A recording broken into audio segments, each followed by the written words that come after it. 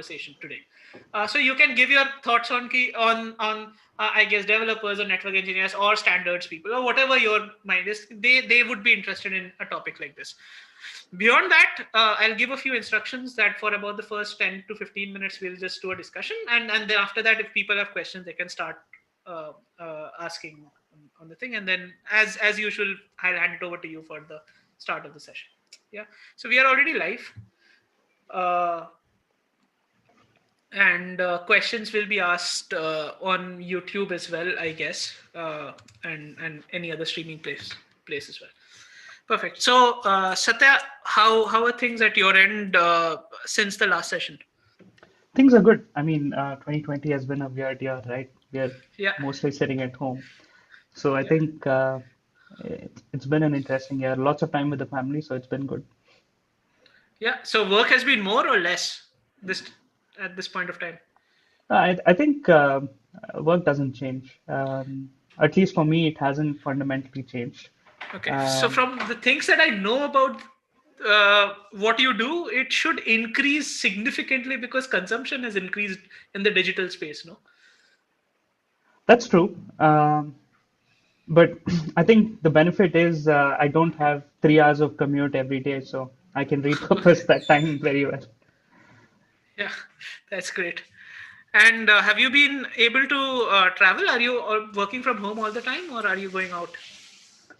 So I think for work, I don't have to step out of the house. We are Okay. in work from home mode till I think next June or July. So that's Officially that's been announced. yeah, that's been officially Oh, called. okay. So H1 is going to be pretty much remote work for almost the entire company. And I mean, there will be a few exceptions. There are some critical resources who need to, travel, especially for our company. There are server deployments and infrastructure folks who need to travel. But outside of that, the majority of the workforce is working remotely. And Okay. on a personal front, I think I've now started, stepping out a little bit, keeping all the precautions and social distancing in mind. Hmm. Uh, but but I think I'll be more comfortable once the vaccine hits the market and I think we'll all be more comfortable when that happens. I managed to pull in uh, two short travels by road to like just go to a place which is like about between 2 to 300 kilometers away from the city, and stay there for 3 days, and then come back just to have a rebalancing of your mental health, basically. yeah, Uh, so I've managed to do that a couple of times, but feels too less. yeah, it does.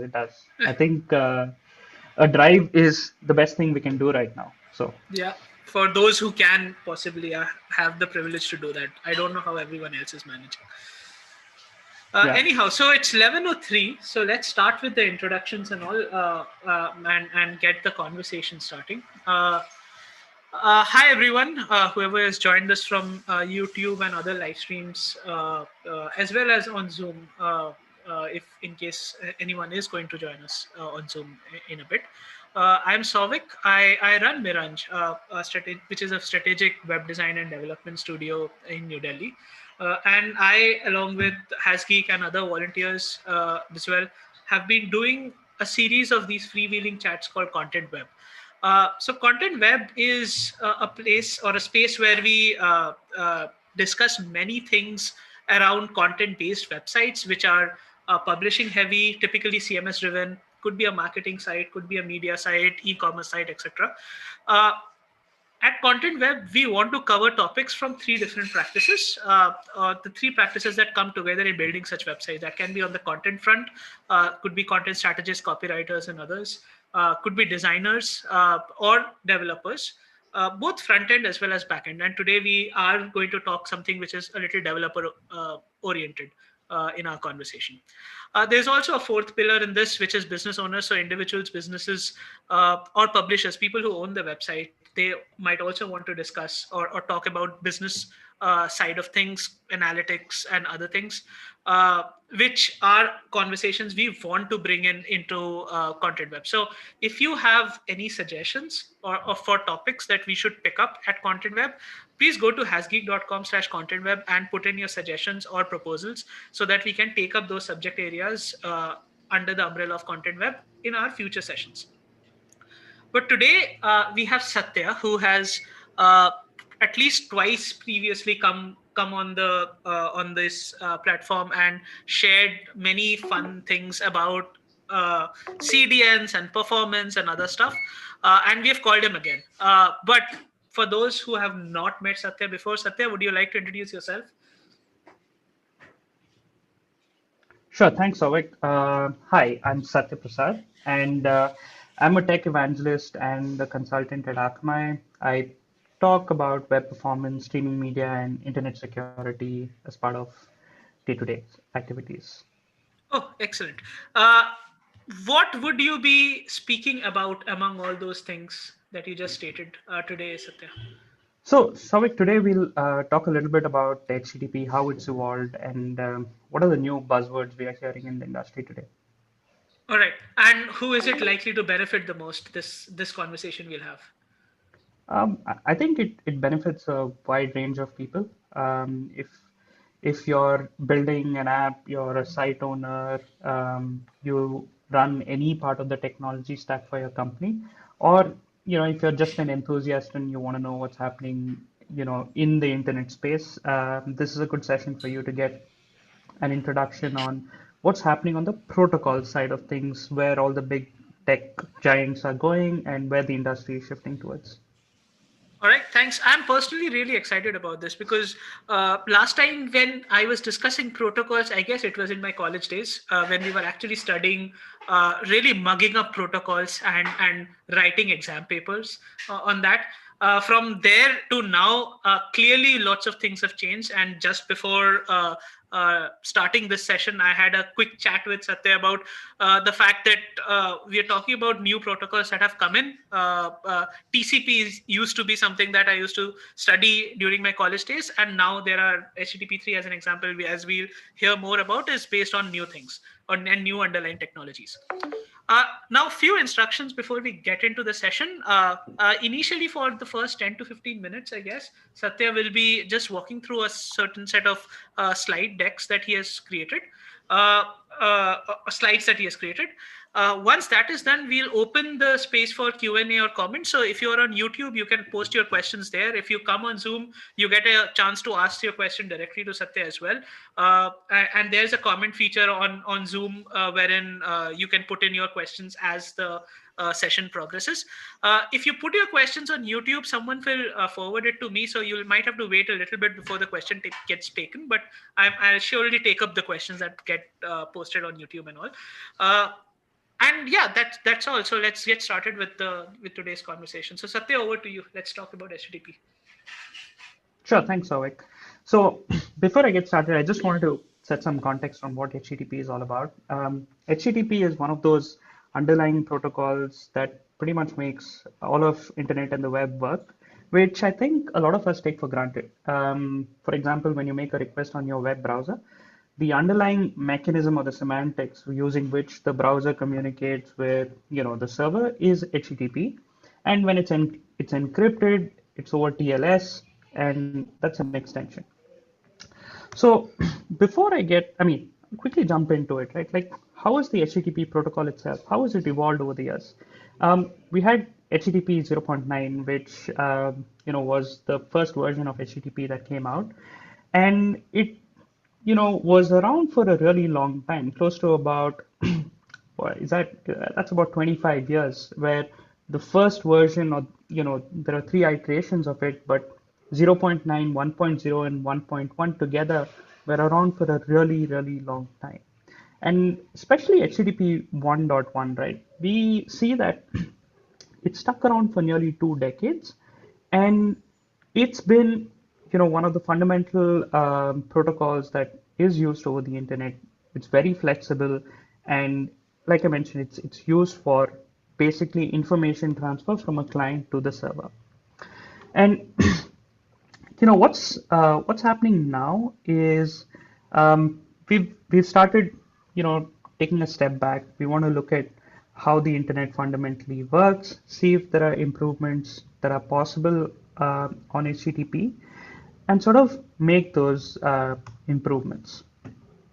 So quickly, what HTTP 1 and 1.1 was all about, or it's still used widely. So what is it all about? HTTP 1, I'm going to use HTTP 1 as an umbrella term for HTTP 1 and 1.1. One is not really used. Most of what we use today is 1.1. So HTTP 1 is, it's a text-based protocol where, for the most part, things are human readable. It's white space delimited. So if you want to pass multiple fields or multiple arguments, it's just separated by a white space. And both the server and the client must sort of, parse what's sent, and sort of delimit the white space to figure out what's going on. The interesting thing about HTTP 1 is it uses TCP as the underlying transport protocol. And on HTTP 1.1, you can make a single request on a single connection, and that's pretty much it. And like I said, this was the de facto standard of the web for nearly 2 decades. So I think around 2015 is when things started to change. So one of the questions to ask is, why did things have to change in the first place? So if you recall the last session we did, the session on why we need CDNs in the first place, or even the session on performance. One of the things that we went over is the internet or the web has fundamentally changed. Things have become more resource intensive, and users also expect a certain level of performance from their application or websites that they visit. So the big need for change on the HTTP side was the need to improve performance. So that brings us to the question, what exactly is the problem with HTTP 1.1 in the first place? So like I said, the biggest problem was on a single TCP connection, you could make a request for one HTTP resource at any point in time. So if there were 10 images on your site, if you're using a single connection, you would have to wait until the first images was fully downloaded to the client. Then your browser would make the second request and so on. Now, browsers, what they did was, in order to sort of work around this problem, a lot of browsers set an optimization in place. They said, okay, fine, if you're opening a page, the browser will go ahead and open multiple simultaneous connection to a single server. And again, if you think about it, that can quickly run into a nightmare scenario where you're opening hundreds of connections to the server. So what all browsers did was, depending on which browser you were using, they all had limitations in the number of maximum connections you could open to a given server or a domain. And in most cases, this was limited. The upper limit was 6. So you could, at any point in time, download 6 simultaneous connections, but these were on separate TCP connections. What that means is there's an overhead for establishing that TCP connection, and getting the content through those separate connections. Now, the key thing to realize over here is setting up that TCP connection is an overhead. There's no additional benefit because the bandwidth or the throughput between the server and client remains constant. Okay, so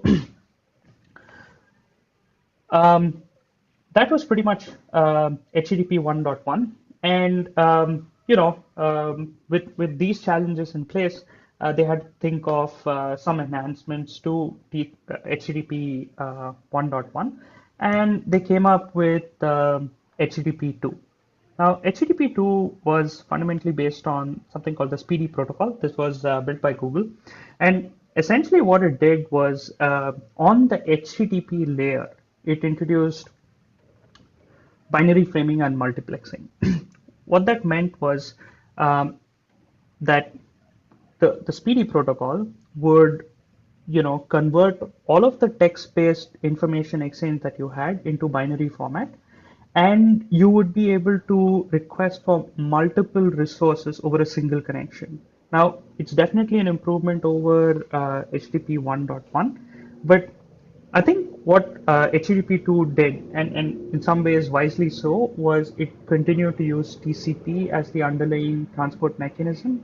That way, it's fairly, that support is very widely available, and at least when HTTP2 started off, there was a proposal to support both HTTP and HTTPS, that is both secure and non-secure, connections. But the non-secure support was not really adopted. There were a bunch of things. There were a bunch of other capabilities that came with HTTP2, but I think the big one is binary framing and multiplexing that added a lot of benefit. Now, I'll talk about, some of the other stuff that were added onto these protocols, but I'll just stick to this, sort of think this through and walk you through what's fundamentally changed in HTTP3. We'll come back and recap on some of the other capabilities that were added on top of these protocols. So what HTTP2 again did was, like I said earlier, it added the multiplexing layer on HTTP. But if you think about it, the problem that HTTP2 was trying to solve was HOL, or head of line blocking, where you're essentially trying to ensure that a single request, if it's not delivered to an end user, does not block the entire request response cycle. So what happens in HTTP, one is, like I said, if you have 10 images and the first image for whatever reason does not get delivered to the client, it means the second resource cannot even be requested. It's sequential, so you have to wait for one to get done before the second is even requested. And with HTTP2, what we said was, okay, we are going to make requests for multiple HTTP resources or resources over the same TCP connection, and that's going to solve a lot of problems. But what really happened with HTTP2 was you still had head of line blocking, except you moved the problem, to your transport layer. Underlying technology for HTTP2 is still TCP, and you still have TCP HOL blocking in HTTP2. What that means is, if in HTTP2 there's a single frame or a packet that's dropped, you're pretty much limited, by that packet. That packet has to get retransmitted, and your TCP session would start from that point on. And the underlying reason for this is it's based on TCP. TCP has been, again, one of the pillars for the internet today, and the benefit of this particular transport protocol is very reliable, but there are a few downsides. It starts off slow, and that's called the TCP Slow Start. It's very well understood today. And every time a packet gets dropped over TCP, the server actually retransmits that packet, and the client has to acknowledge the receipt of that particular packet before the server starts sending more content. So ways to work around this, and when the folks who are working on the protocol and standards were thinking about it, it's actually a straightforward problem, right? We already have an existing transport protocol, the UDP, that solves for this exact problem. It does not get blocked by a single drop packet. So that's essentially what HTTP3 is all about. HTTP3 is building on top of HTTP2. It's not a significant shift, but it changes, it brings an incremental change. It uses QUIC for the transport protocol. And essentially, QUIC is UDP and TLS together, right? It's that sweet spot where you're able to get, some of the benefits of the encryption and security from TLS and wrap it all under the UDP scheme, so that you have a new transport protocol, which is QUIC. And they had to come up with a new protocol because some of the implementation details differ from UDP. And HTTP3 just again sort of incrementally extends the concept of HTTP2. Still has multiplexing of requests, but the streams are now not implemented at the HTTP layer, but they are at the transport layer. That is, it's at the quick layer. And fundamentally, I think Quick supports encryption ground up, which means at the transport layer, encryption is applied, which again has ramifications for the entire stack. So if you were to, take a step back and, look at all of these three major protocol HTTP evolutions, right? What you'll notice is HTTP 1.1 and 2 fundamentally use TCP as the transport layer protocol. HTTP 3, the proposal is to use QUIC. Again, uh, there are a little bit of changes in the way the content is, exchanged.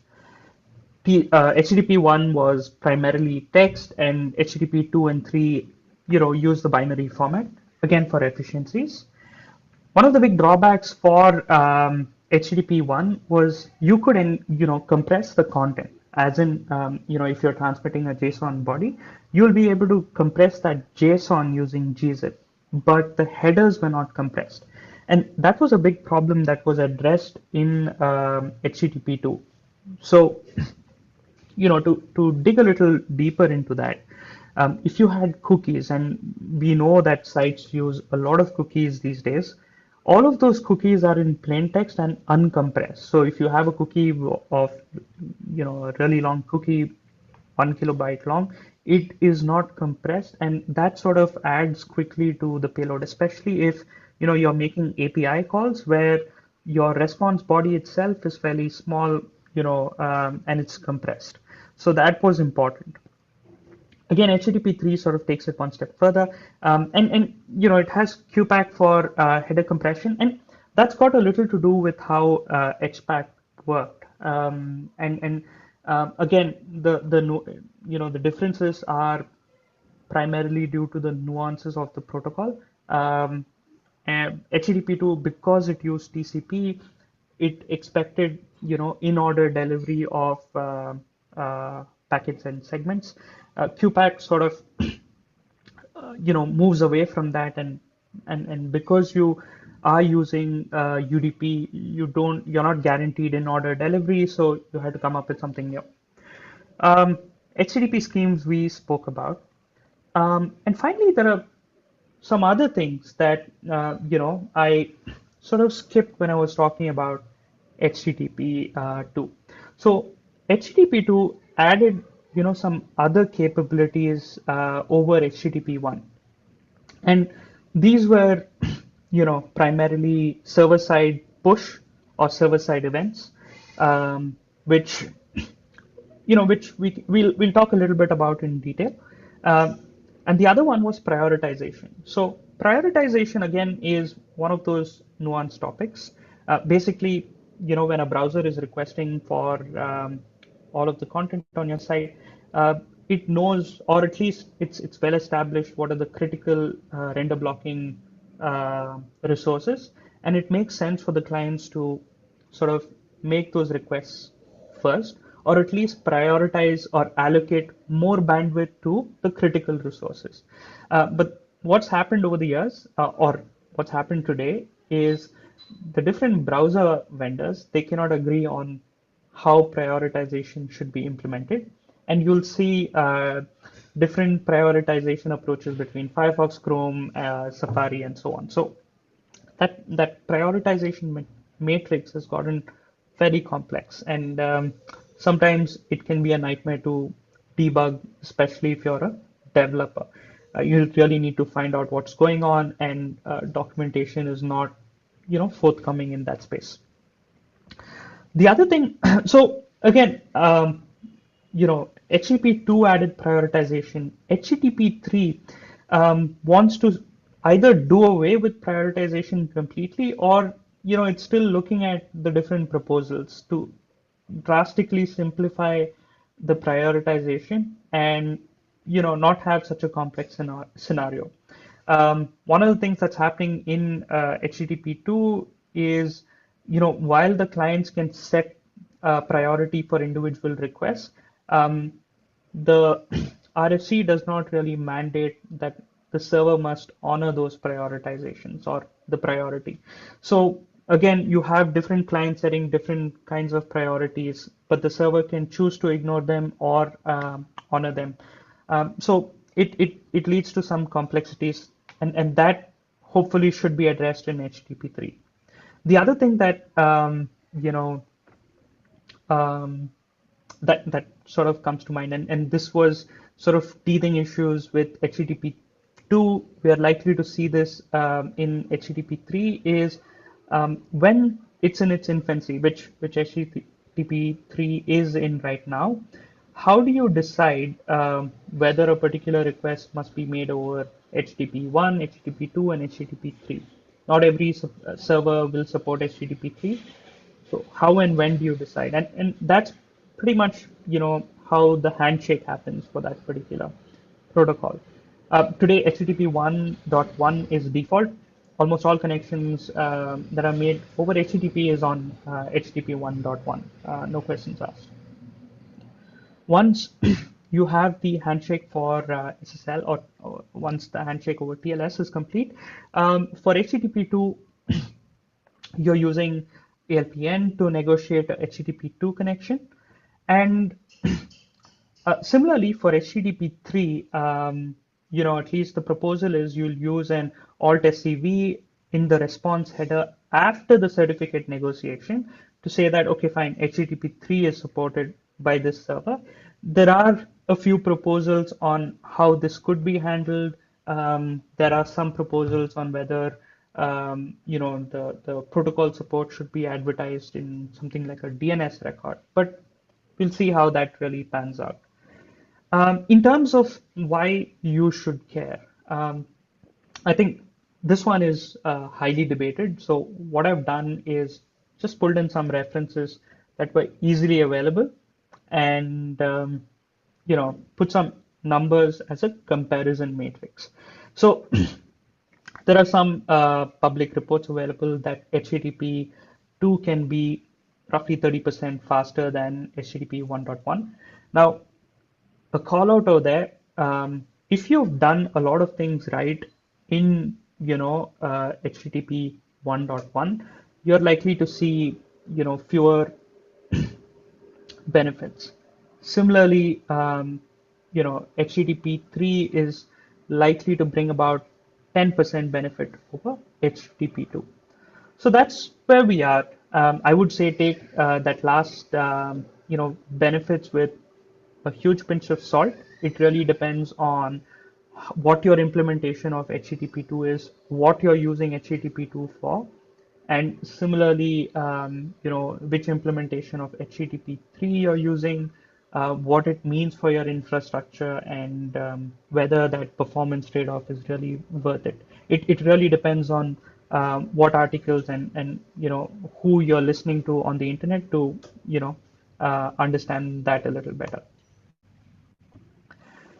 And there are some other stuff that I didn't cover, but before I get into all of this other stuff, I just want to take a pause.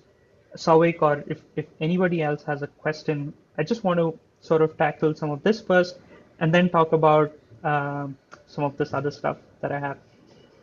Yeah, I do have some questions, and maybe we can get into the other stuff in like about 10 minutes time, because there are so many things that are going on through my mind. Firstly, thanks a lot for giving this quick overview of the what is coming in for HTTP3. Now, I have some questions that are too specific, but let me start with a few generic questions first.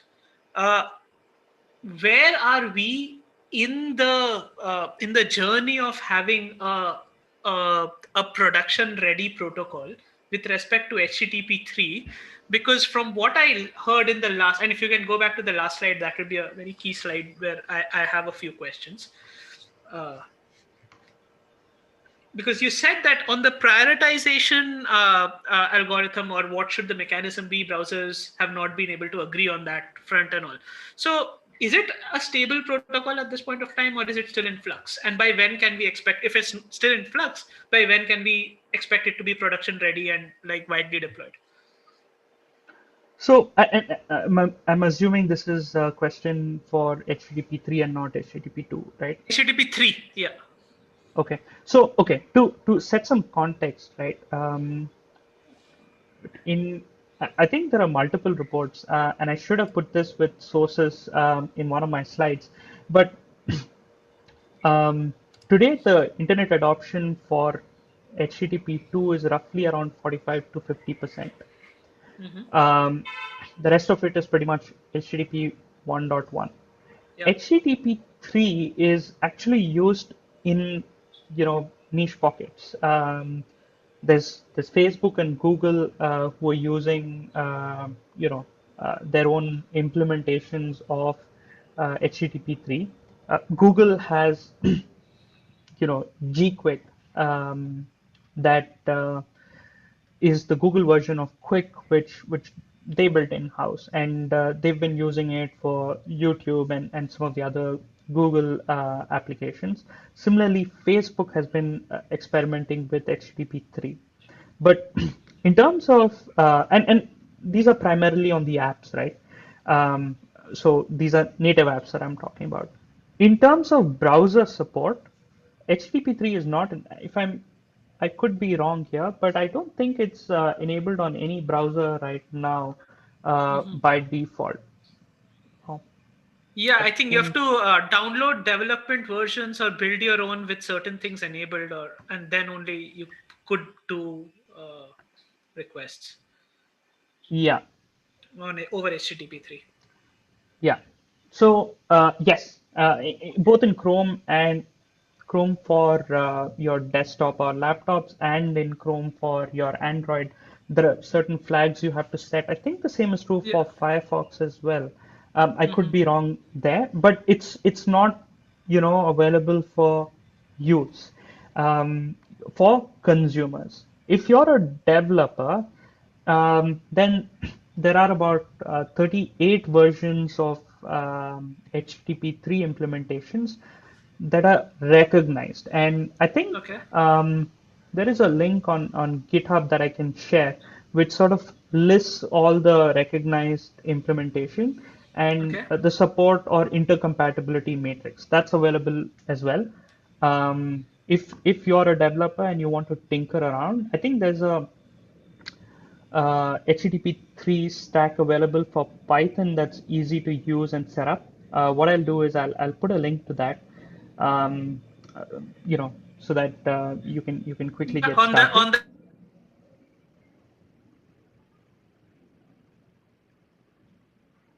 one of the things that I wanted to know as a part of this question is the protocol itself, or the standard itself, is that frozen at this point No, of it's time, not. or even that is changing as we No, speak?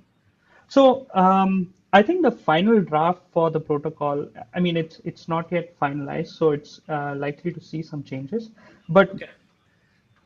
it's for the most part in flux right now. All right. That's why you see that there are, you know, 37 different implementations because there's no standardized spec for it. Oh, so you said, when you said 38 implementations, you mean all those are different implementations? Yeah, like for example, most of the CDNs have some implementation of HTTP 3. Akamai definitely Yeah. has one. Yeah. There are other CDNs which have an implementation for H3. And now the problem with these implementations is it's our interpretation of Yeah. HTTP 3, Yeah. which for the most part, IETF has recognized some core features, and that is what most of these implementations are also focusing on. So most of these implementations will be some version of the final draft, but because the spec itself has not been frozen, you're likely to see, either intercompatibility issues or some features not working as expected. But it's important to understand what's fundamentally changing. And one of the things you would have realized is like for app developers, nothing is fundamentally changing. You still all of the benefits that you had on HTTP2 are going to be carried over to HTTP3. The semantics don't change. What that means is, the way you made your HTTP workflows, that's not going to change. You still have, the same verbs, or your concepts are the same in the sense you still have your get, post, put, options, delete, all of those HTTP methods. Your status codes remain. You'll have HTTP caching, that's not going away. And basically, you don't have to worry about it at a very nuanced level if you're an application developer. You should get some hands-on experience with HTTP2. That'll give you, very good insight into HTTP3. HTTP3 has, some of this other stuff that's going on, which if you want to know where the industry is headed, you can pay attention to. All right, I'll come to the other stuff in a bit. I also, and in case you find any of my questioning related to the other stuff, feel free to pull those points in.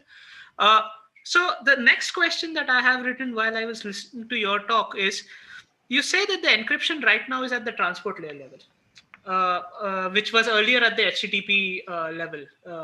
Is that accurate understanding for me at my end? So, yeah, yes. So on HTTP3, QUIC as a transport protocol itself implements encryption, Yeah. and it encrypts the body and the headers separately. So So everything, all of that is encrypted. So is it fair to say that it ups the security level and the privacy level as well of the communication? And is it harder to find out what the communication actually entails and contains from a man in the middle or from a surveillance point of view? um, you're partly right in the sense HTTP3 fundamentally is very resistant to MITM or man in the middle attacks. But the flip side is also true. Like, for example, a lot of organizations today, install, um, if you're working in a corporate, they might install their own certificates, which are used to pretty much intercept every request that's going out of your system, and they're pretty much re-signed using the root certificates of the organizations. HTTP3 will fundamentally break that. So, I mean, yes, from a privacy standpoint, it's good, but it's yet to be seen how, some of these actual, day-to-day implementations or how people actually use the internet will be affected by HTTP3. The answer might be simply that, if you're using your office laptop and your office has certain policies, HTTP3 will not work, which means you either use HTTP1.1 or HTTP2, and you have to just simply live with that. What that means for you know app developers or infrastructure um, folks is you cannot take HTTP3 for granted. There is no scenario in which you can deploy HTTP3 and assume that uh, clients will be able to connect. And that's not because of lack of adoption. Even if hypothetically all the servers were supporting HTTP3, it's unlikely going to happen. There are two factors driving this. One is, the resistance to MITM that I pointed out in corporate networks and some similar scenarios. The other one is HTTP3 is fundamentally based on UDP, and the network operators don't like UDP for a lot of reasons. It's actually blocked in a lot of networks. So in those networks, your transport layer protocol would not even work. So you would This not is even be able interesting. to. Why do network operators not like UDP? Does it overload their infrastructure, or what is the reason? Yeah. So I think traditionally UDP has not gotten the attention and love that TCP has got because TCP was the de facto standard for browsing the internet. UDP was used for other use cases, which has not seen that much adoption or attention. And UDP floods are a common attack vector, and Okay. the simplest thing for networks to do is just block them and not have to deal with it at all. So that's one way to get rid of the problem. Okay, makes sense. Uh, okay. Uh, you already shared that browsers, not all browsers support it. In fact, none of the current active end user versions of the browsers will be supporting. Some developmental release with turning on some flags might support it. Are I such think support Safari does. Safari does? Yeah, I don't want to. I mean, I'm not Fair sure enough. So, audience, on that. so anyone who's listening to it, take this with a pinch of salt. That there are browsers that don't support it. There may be some browsers that have started supporting it. Are there also support restrictions at an OS level at all, or no? All OSs. No, I don't think it'll be restricted. Yes, a lot of this will be down to the So if you look at TCP and HTTP as a stack, right, most of the applications are, in some case, operating system provides some support for it. But let's say you have an operating system that doesn't fundamentally support TLS or HTTP, you can still have, your implementations at the application layer. That's going to continue to be true even if we move forward in the evolution HTTP, Okay. and that's one of the reasons you see that Google and Facebook, when they were going ahead with implementing HTTP3 on their native applications, still able to make it work. That's because they Okay. have their network libraries which supported HTTP3. Got it. Got it. There was one point that you had said that a client and a server has to negotiate which of the HTTP protocols we are going to use. Is it going to be 1.1? Is it going to be 2 or 3 when it comes in? Can you tell us how is it decided in practicality which one actually gets used? Is it something that we as developers of or creators of website, web developers, people at the web server level who are configuring the web server, who has that power, and what is the method of resolving this, which one actually gets used?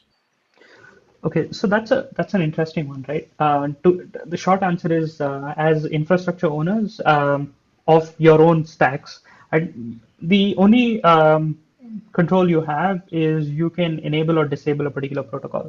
Like you said, in your Nginx server, HTTP 1.1 is available for granted. I mean, you take that for granted. HTTP 2 is a checkbox or a flag that you go ahead and enable. That's the only control you actually have. The rest of the control is on the clients. For the most part, it's the browsers. If you're Okay. looking at websites and apps, API endpoints, and so on. And that's actually an interesting question. So, just to give you an anecdote, right? When IPv6 was in its nascency, one of the things that happened was, how do you pick whether you should connect over IPv4 or IPv6? Yeah. And one way to resolve that was you run a race. You make a connection over IPv4 and you make a connection over IPv6. And what started happening was IPv6 always lost. So in how do you decide whether you should connect over IPv6? And this is during its nascency, right? What a lot of people started doing was started giving IPv6 a head start. So IPv6 connection would be tried. You would wait for about 200 milliseconds, 300 milliseconds, and make the second request. And whatever connection works, you stick with that. Um, you could go with a similar approach for HTTP protocols as well, if you don't want to wait for the renegotiation, right? There are mechanisms in which during the handshake itself you can figure out what are the support protocols and switch protocols accordingly. But let's say you're not talking about the browsers, or you want to have your custom client which is that much more optimized. You do the same thing. What has been tried and worked in the past. You could give HTTP3 a little bit of a head start, and then make your request over HTTP2. Or you could extend that and give HTTP2 as well a little bit of head start and make the request over HTTP1 so that you're not waiting for the timeouts. That's essentially what you're trying to avoid. You don't want to wait for that whatever 2 second or 3 second timeout that's built into the clients. And I think the one call out is you just have to make sure your infrastructure doesn't get overloaded because suddenly you can have like a lot of these A/B tests going on. Things can get a little crazy. So, I mean, when you're experimenting, it's fine, but on your production workloads, you might want to just stick to how handshakes are or protocols are renegotiated. Leave it to the handshake All right. protocols. So from what I also understood over here is that the client browsers basically would be having a higher say on what eventually gets used on our server, but on the server we are prepared to handle all both of them right now or all three of them in the future at a later point of time.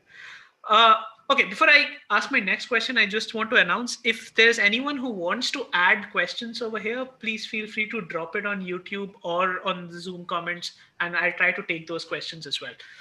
So the thing that I wanted to ask back to this in this bit, uh, that if as a person who is hosting our applications on our server, how do we know that we have to check that box of HTTP3 from now because there are enough attempts coming, connection attempts coming, and maybe my website or web application is performing slower simply because I am not catching up to the changes in technology that is happening. So how do we detect that now I have to be prepared to handle HTTP requests as well, HTTP3 requests as well? Yeah. Short answer is you don't. Okay. The spec is not finalized. It's not seen any meaningful adoption right now. So you don't have to worry about HTTP3 for sure. To start off with, you can just start off by enabling HTTP2, get some experience with it, figure out, HTTP2 as well increases some amount of server resources at your end. See if, your stack and, your infrastructure is comfortable with that. You're not running hot or anything of that sort.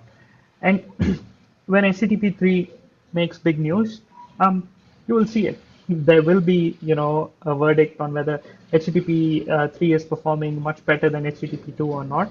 Because based on some of the initial data, right, there's the CPU utilization can go up anywhere between 2 and 9 times with HTTP3 for making Wow. this, the same um, for the same workload that was used to deliver the content over HTTP2. Okay. So, I mean, this is not. I just want to make sure that you're not mistaking this for your server-side workloads. That's your server-side app workloads. This is just the workload for delivery of content over HTTP. So that's, depending on the scale of requests you handle, that can, quickly add up. Um, and there's not a lot to be gained even if you look at the fundamental changes. It's a step in the right direction. It helps uh, you know uh, performance in certain conditions, especially in situations where you're seeing a lot of packet rate transmits or packet drops. Those are the scenarios in which it will really help. If you have a stable internet connection which is just working, really, really well, then you're not likely going to see a significant difference. So All it right. really boils down to that. Okay, I'll get to the CPU usage thing in a bit because obviously I have follow-up questions like why will it increase and all. But sticking to my line of original questioning, uh, uh, so is it even possible for me to know today on my web application or website how much of the traffic is over HTTP1 versus over HTTP2? Can I find out today from my website? Sure. And Um, how do we, and what are the tools available for us to know that information? um, Logs or what? yeah. So for the most part, you'll have to dig through the logs on your Oh God. end. If you're using a CDN, then the CDN is likely going to give you a good split of how much of that traffic is going over HTTP 2. But you can make a simple assumption. If you've enabled HTTP2, you can make an approximation of what's the ballpark percentage of traffic split over HTTP2 in your region. In this case, it would be India. So we know India has a slightly higher, HTTP2 adoption because Chrome adoption is higher in India. Um, and most of the browsers also, are supporting HTTP2 is supported universally almost today. So at least in the browser. So that support is really good. At that point, you can make a safe assumption that 50% of all traffic, if HTTP2 is available, will be over HTTP2. Got it. And my last question before I ask you to just tell me about the other stuff. You told me two things, and one thing which is there's something called a TCP slow start, and I want to understand a little bit better what do you mean by TCP slow start. And other than that, I also want to understand that are there any latency reduction because of potentially for HTTP3? Because in HTTP2, from what my understanding goes, you save on trip requests and other things because you have to make fewer connections and so on and so forth. And that's probably why also we are seeing such a big 30 to 40% speed difference in loading of different resources. Are any of those things further improved on in HTTP3? That's also one of the things I want to know. Yeah, so let me start off with the slow start first. So Yeah. TCP as a protocol, right, a transport protocol, fundamentally, it was designed to keep reliability in mind, and not sort of overwhelm your connection and in turn the available bandwidth. The goal was The goal with TCP was to make sure that when there's communication between a client and server, that's very reliable, and the rate at which packets are sent is optimal. Uh, and also the goal is to sort of reduce any packet loss, retransmission, and so on. So one of the problems with TCP is how do you decide how many packets or how many packets can be sent um, at any point in time. So basically what TCP does is it starts off slow. It starts off by sending a few packets, and what happens in TCP is once the client receives a packet, it's supposed to send an ACK. ACK is an acknowledgement that it's received the packet, and it's all of these packets are sequenced. So, the client, and this happens in a continuous manner, it keeps sending the ACK for the packets it's received. Now, TCP starts off with an initial threshold that's supposed to be a slower threshold, depending on, your custom stack. If you're running your server infrastructure, you might set that threshold to a fairly high level.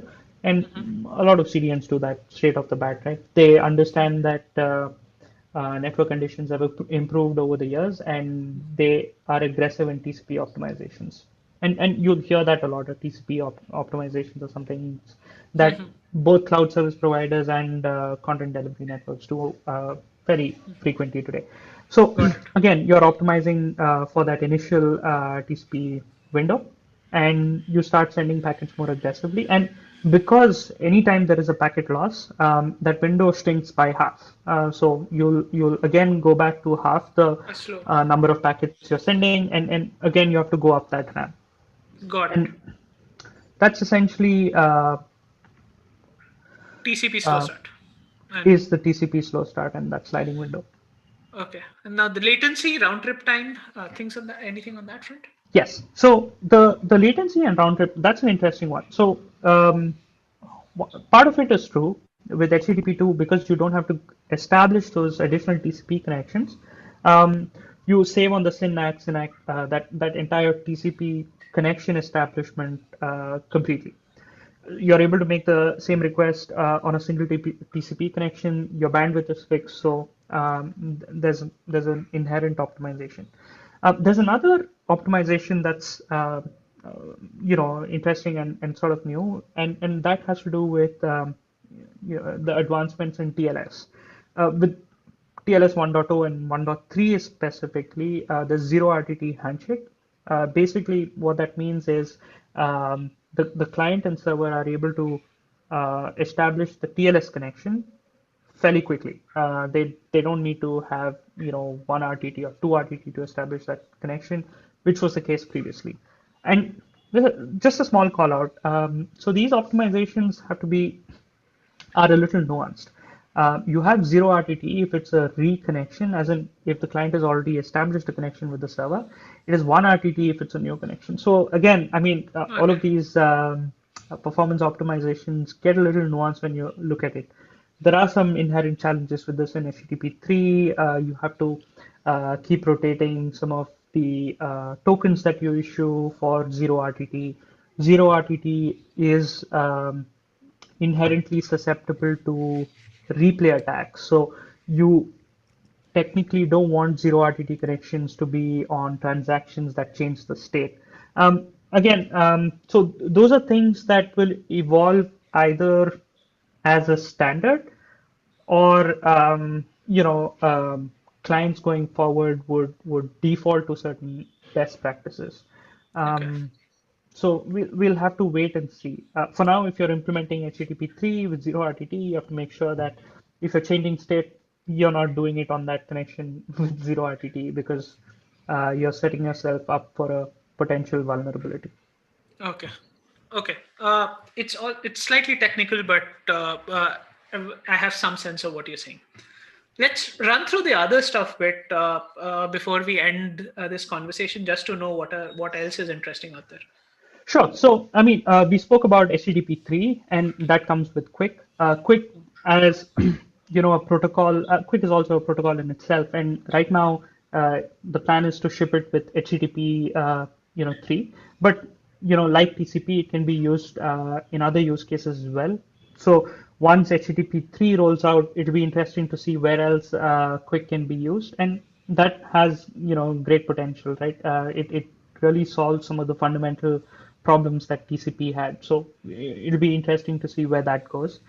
There are also advancements planned in Quick, and that's so what happened with Quick was the initial proposal was to include things like multipath, forwarded error correction because it's UDP built into the protocol, but that would complicate things a lot. So what they did was the first version, pretty much took away all the good to haves and went with the core feature set. Quick version 2 is likely going to see forward error correction and multipath built in. Um, some of the other capabilities that HTTP3 proposes are connection migration, right? Like for example, today you're connected over Wi-Fi, and if you have a power cut, you switch over to your mobile connection, but that connection cannot be reused. Your client, whether it's Zoom or your browser, actually sets up a new connection because it's taking a different path. So with HTTP3, there are proposals where you'll be able to reuse that same connection even though you're using a different path. That has its own challenges, and that's a little more nuanced topic because if you have to reuse connections, the server and the client must agree on a connection ID, and that also means that it's another vector for fingerprinting, given that we put in a lot of effort to make sure that it's fairly secure, and given the current climate, right, in terms of privacy, that could be a problem. So there are proposals to work around such issues, but we'll see what really goes into the final draft. Um, the same is true for some basic security capabilities that's going into HTTP3. Um, some basic optimizations that existed in TCP, like the SYNAC cookie is being an advanced version of that is now part of the protocol itself. It's called stateless routing, where the server need not keep track of every connection that's being made. And there are some potential use cases in load balancing as well, which is very interesting. And all of this is at the protocol level, which makes it very interesting to watch out for to see where the future developments head. Load balancing on protocol level. How does that mean? What does that mean exactly? So yeah. So, like for example, today when you think of load balancing, essentially you have a load balancer which sends a request to server A or server B. Um, Got it. HTTP3 will come with a connection ID, and using that connection ID, and Always again, directly going to the server that you've actually established the connection with.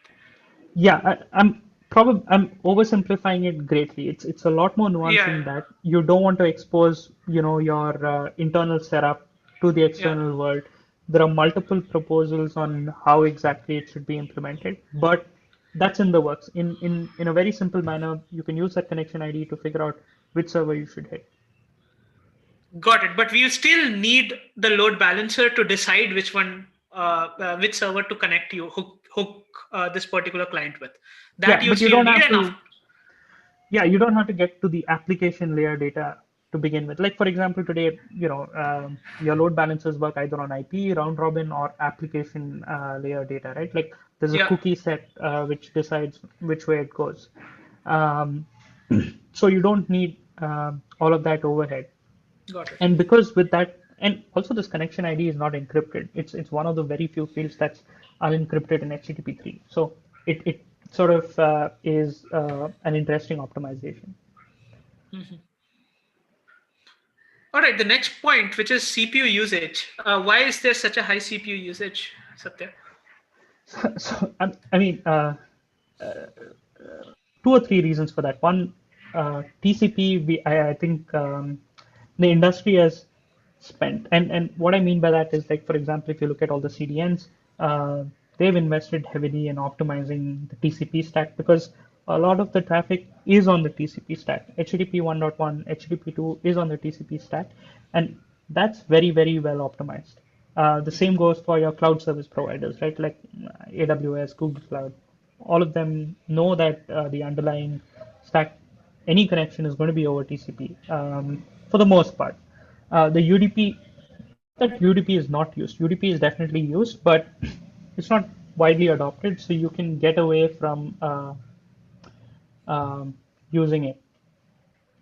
Okay, so in short, I think the UDP stack will see some optimizations come in, and that pretty much sort of cascades to the additional server utilization. Okay. That's one part of it.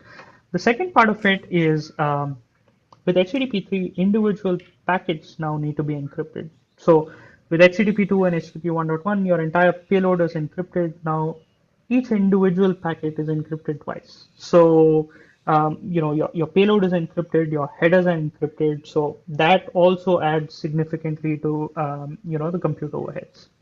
Does it also mean uh, as a Google Chrome user, we'll see more frozen browser windows because you'll have to do the decryptions at this end as well, right? I don't think it'll lead to frozen windows. It'll be interesting to see if it drains my battery. I mean, I, that will be interesting to see. But look, I think these are teething problems, right? As we see better adoption, Chrome will optimize that particular stack, so you will not see any noticeable changes. Okay. Um, and in my mind, that's one of the reasons it's not turned on by default. That's why you have to go to the config page or Chrome internals and set a Mhm. flag to turn it on. When it becomes more mature, it'll be available by default. Got it. There's one question that has come in from the audience, Deepak Kumar Jan. There are actually two questions. The first one we have probably already touched upon a bit, but no harm in just reiterating it once. If a site is upgraded to HTTP3, is it possible to have a fallback to HTTP2 in case it isn't supported? Satya, that's the first question. Yeah, I'm trying to understand that question a little bit, right? So we'll take a step back and figure out how, protocol upgrade or handshake upgrade really works, or what the handshake protocol is. So in order for you to go from, so HTTP 1.1 is the default, right? If you're moving from, okay, so what really happens in HTTP when you establish an HTTP 1.1 connection, you switch over to TLS, and if once you've established the TLS connection, you get an option to upgrade to HTTP 2. In the response header, if you have an Alt SCV header, you have an option to upgrade to HTTP 3. So at the point in time where you're already, if you're already at HTTP 2 or HTTP 3, you've already made that decision. So it's not in the benefit of that client. And the other thing you have to keep in mind is this is a single TCP connection. If your TCP connection is already established, there's no reason for a downgrade right now. I mean, at least I can't think of a good reason for a downgrade. The fact that the connection is established already means that the client and the server support that protocol. So for that connection, it's unlikely to, make a difference, or you shouldn't have to switch back and forth. But the subsequent connections, you can simply stop advertising HTTP2 or HTTP3, and it would stay at HTTP1 dot one. I'm not. Got it. I know this Got doesn't it. But specifically answer. but I think I can translate your answer, because I feel that what Deepak is trying to ask is that if in case I enable HTTP3 on my server, what happens if a client doesn't support it? I guess Oh, that is the frame of mind from which this question was asked, and in that case, I think your answer clarifies it, that from a client point of view, you never directly jump onto HTTP3. You start with HTTP1 to go to HTTP2 and then to 3. So it's never going to be a case that you are on HTTP3 and you'll have to come back to HTTP2. So that makes perfect sense. So this is how the actual strategy works. The second question that Deepak had asked is, what are the major use cases of HTTP3? So would you have any answer? How would you respond to this question? so I mean, the use cases for HTTP3 is any good use case for Quick. So wherever you see benefits Quick is bringing to the table, HTTP3 is likely to extend those same benefits for those use cases. And if you sort of extend that a little further, what are the use cases for Quick and HTTP3? The best answer right now is wherever HTTP2 has benefited you, HTTP3 is likely going to bring you incremental benefits, but not take away anything. So it's not a downgrade from HTTP2, but it could bring you additional benefits. And what those additional benefits are, like I said, the difference between HTTP2 and 3 for the most part is on the transport layer. And what that means is you're fundamentally shifting from TCP to UDP. Depending on which region, what kind of network conditions you have, Quick is likely going to give you better benefits over TCP. And Quick and TCP are not the only two competing. I mean, Quick is not, the silver bullet. There are a lot of conversations where BBR uses a congestion control algorithm over TCP, has, better results compared to Quick. So I think there is no good answer to that. It's a very nuanced response, and it really depends on that particular use case. There is no silver bullet saying, for all banking, use HTTP3, for everything else, use HTTP2. But a good use case for Quick is definitely in streaming. Yeah, because you have to send in so many packets and stuff, I guess. But the fact that they are not ordered, wouldn't that hurt? Because streaming would want the packets to be reasonably ordered, right? Video streaming is one of the use cases where, if you drop packets, doesn't really matter. It's your players are resistant To few drop to thing. few drop packets. But that said, your app stack actually never sees any of these nuances. It's all handled at the protocol level itself. Quick has mechanisms to resend the packets that are dropped, and that's one of the reasons none of this is over UDP. It's on Quick, which has some built-in capabilities for it. All right, great. I'll do a quick time check. We are almost through with our time. I have just the final two questions to close this conversation off, Satya. Uh, when uh, when do you think, if you look back at the time it took for HTTP 1.1 to become mainstream, or 2 to become fairly widely used case, in how much time should we turn on the news to see if we need to do some checking the boxes on our servers for HTTP3? Like in 6 months' time, in a year's time, in 2 years' time, when do you think we should tune in to the news?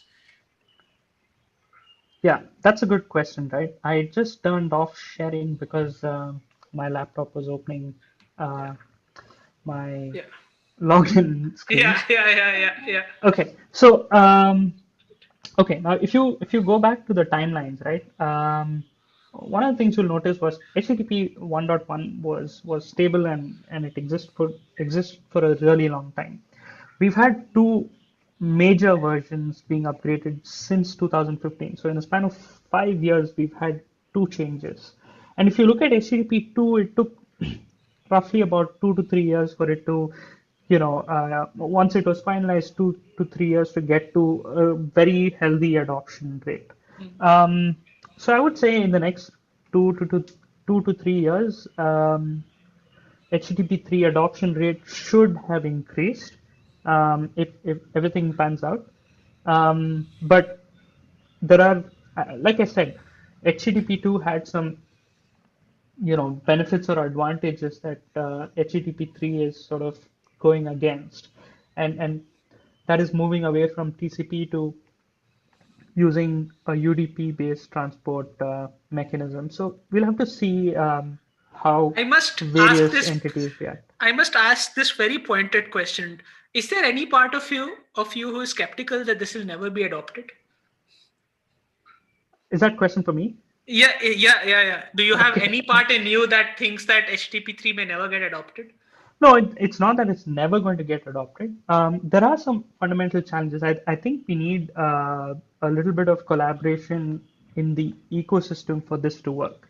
Yeah, A lot of the firewalls need to, catch up with HTTP3. And if it's a hardware stack, it takes a little longer. You have a lot of network elements that are very, very fine-tuned or optimized for HTTP, or rather TCP, I should say. Um, and these are not network elements that are within, a cloud service provider or in your yeah, homes. This is, the plumbing in between. right. That is usually a layer which is resistant to change. So I'm a little skeptical about the adoption rate, but I think going forward, we'll definitely see HTTP3 or at least quick getting, wider attention and uh, some adoption. But it's going to take some time. Yeah, the web is messy. Standards are messy. Changing protocols and all of these things are messy. It takes time for any of these things to come up. And I think we have learned that over the last 25, 30 years or so, that how slow this changes. Yeah. And maybe many of the times only one organization pushes it to the point that everyone else just agrees to it and starts implementing it. Sometimes that also ends up happening. And as an extension of this point, what are the channels that we should keep a check on? What are the uh, mouthpieces or sites or places that we should keep a check on to know about the developments of HTTP3? Sure. So that's actually an easy one given today's climate, right? You have monopoly almost in the browser market, which pretty much drives the clients. So you can just follow the Chromium developments or Google Chrome. Yeah, Chromium specifically because I think a lot of people are using Chromium as their underlying browser engine. So yeah, that's an easy one. Once you see that your Google Chrome has widespread adoption for HTTP3, that's when you should start paying attention to it. Right now, it's not turned on by default, so you're in good shape. yep. In terms of what are the resources you should look at? Look, CDNs are going to be likely the first organizations to start picking up on some of these technologies. Which has already Um, started. which has already started. And in some ways, once all the major CDNs have adopted these technologies, you will see that a lot of sites are automatically, switching to using these new protocols. Same thing happened with HTTP2. I think because um, Google Chrome was in such a dominant position, they could turn on Speedy for at least the Google properties, which in turn, created that drive for quicker adoption, and CDNs picked up, which meant that almost every organization could just turn on HTTP2 without making any changes at their end. The same thing is going to be true for HTTP3. I don't see any changes to that approach. Got it. So keep a track of Chromium, the devlog, Google Chrome, and any of the Google's announcements and announcements by CDNs. I guess that these are the things that sums up for if you're an application developer or a web developer or you're building websites and things like that. And And there have been a lot of announcements, to be very honest. Akamai has, put out public posts. The other CDNs have put out a lot of content, which is available, good quality content. And there are a lot of open source implementations for you to even tinker around and try if you want to just experiment with HTTP3. So everything is fair game at this point in time. Perfect. And with that, let's wrap this session up. Thanks a lot, Satya. It was great to hear about HTTP3, something that we thought that we'll get over in 15 minutes. Took clearly a lot longer, and there were so many things to talk about and discuss. So thanks for your time and thanks for the very to the point presentation that you just gave for us. Uh, all right. Before we end this session, I just want to remind everyone that we do the Content Web weekly sessions almost weekly, every Saturday at around this time. We are having a conversation with someone from the dev side or someone from the design side, maybe content side as well. In the upcoming few weeks, we have a session on responsive data visualizations on the web. We are doing another conversation on type scaling and all. So there are a few very interesting sessions that we have planned in the next few weeks. So do stay tuned in on hasgeek.com/contentweb, and also use that space to put in your proposals if you want to hear any other subject area on the content websites the umbrella of topics. Please put in your proposals or your requests on hasgeek.com/contentweb, and hope to see you next Saturday on the next session that we have. Thanks a lot, Satya.